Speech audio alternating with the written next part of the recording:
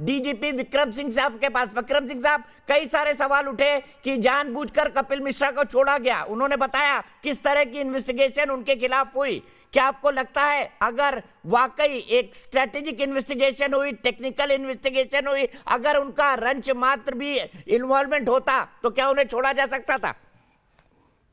देखिए दीपक जी, मैं स्पष्ट कहना चाहूंगा, कपिल मिश्रा साहब के बारे में बहुत आरोप लगे हैं।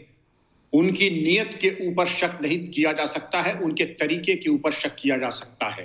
क्योंकि नीयत की जहां तक बात है तो सुप्रीम कोर्ट ने भी कालांतर में जो व्यवस्था दी है उसमें यही कहा कि सार्वजनिक स्थान पर बलपूर्वक रास्ता नहीं रोका जा सकता है। लेकिन पुलिस की मौजूदगी में स्वयं इस प्रकार का आह्वान करना, कपिल मिश्रा जी एक बड़े जिम्मेदार ओहदे पर हैं, वो जो करते हैं नीचे वाले बहुत टकटकी लगा करके देखते हैं।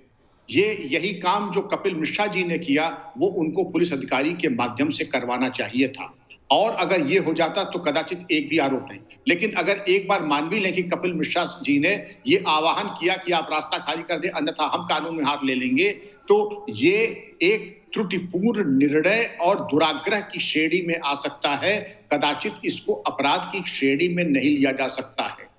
लेकिन जो एक भयावह स्थिति उत्पन्न हो गई थी, जो एक ऐसी स्थिति उत्पन्न हो गई थी कि जिसमें कि इस पार उस पार की लड़ाई तक की लोग बात कर रहे थे, तो कपिल मिश्रा ऐसे जनप्रतिनिधियों ने, मैं कदाचित समझता हूं कि उस भावावेश में और उस भावपूर्ण और उस उत्तेजना में शायद उनके बयान को कोई असंयत कह सकता है। मैं कोई जजमेंट पे नहीं बैठा, ना मैं जजमेंट बैठूंगा, लेकिन कपिल मिश्रा साहब का जो बयान था वो वैसा ही था जो कि सुप्रीम कोर्ट के दिशा निर्देश कालांतर में आए। लेकिन बेहतर यह होता दीपक जी कि यही चीज जो कपिल मिश्रा जी ने खुद कही वो पुलिस अधिकारी कहते, कपिल मिश्रा जी न कहते।